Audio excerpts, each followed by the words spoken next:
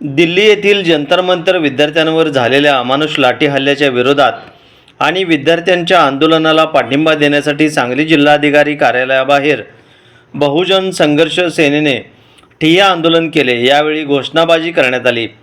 फारुख ककमरी आणि महावीर कांबळे यांच्या नेतृत्वाखाली आंदोलन करण्यात आले।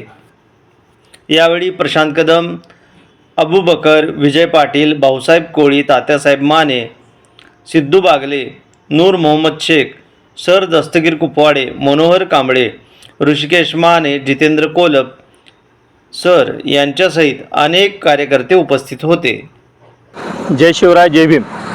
आज बहुजन संघर्ष सेना महाराष्ट्र राज्याच्या वतीने सांगली जिल्हाधिकारी कार्यालय येथे सध्या जे देशभरात विषय गाजलेला आहे नीट पेपर फुटीचा आणि त्यासाठी दिल्ली जंतर मंतर येथे जे आंदोलन उपोषण सुरू आहे त्याला सक्रिय पाठिंबा देण्यासाठी आज आम्ही सांगली जिल्हाधिकारी कार्यालय येथे त्यांना पाठिंबा देण्यासाठी आंदोलन करत आहोत। याचा मुख्य हेतू असा आहे की सध्या मुलांचा जो पेपर फुटी झालेला आहे ते फार दुर्भाग्याची अवस्था आणि घटना घडलेली आहे।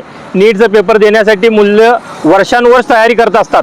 फक्त 2 वर्षाची मुलं नसतात, रिपीट पेपर देणारी सुद्धा मुलं त्यात असतात। काही मुलं 2 वर्ष, 3 वर्ष, 4 वर्ष आपण आयुष्यात त्यात लावलेलं असतात आणि ह्या लोकांच्याकडून पेपर फुटी झाला की त्यांनी फक्त त्याचं पेपर फुटी झाली जाहीर केलं, दुसरं पेपर घेतलं, पण त्या मुलांच्या मानसिकतेवर किती मोठा त्रास झाला त्याचं काही या लोकांना जाण नाही आहे। जसं पेपर फुटी परत घेतला जातो, आमचा एक प्रश्न असा आहे की अशा प्रकारे ज्या प्रकारे आमदार खासदार फुटले जातात त्यांना परत का घेतलं जात नाही, त्यांना सुद्धा परत घेतलं झालं पाहिजे। त्याचबरोबर नीट फुटीचा विषयामध्ये सर्वात मोठी गंभीर बाब आहे ती अकॅडमीवाल्यांचा विषय आहे, कारण की अकॅडमी सुद्धा जी चालवतात त्यामध्ये सगळ्यात मोठा सहभाग या पेपर फुटीमध्ये त्या अकॅडमीवाल्यांचा आहे।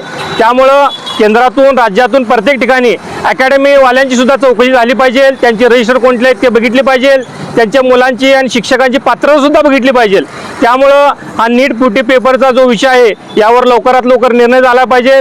केंद्रीय शिक्षण मंत्र्यांनी आपलं स्वतःची नैतिकता समजून राजीनामा दिला पाहिजे आणि जोपर्यंत होत नाही तोपर्यंत आंदोलन चालू आहे। आम्ही प्रत्येक गोष्टीतून त्यांना सक्रिय पाठिंबा देऊ असं आज आम्ही घोषित करतो। जय हिंद, जय महाराष्ट्र।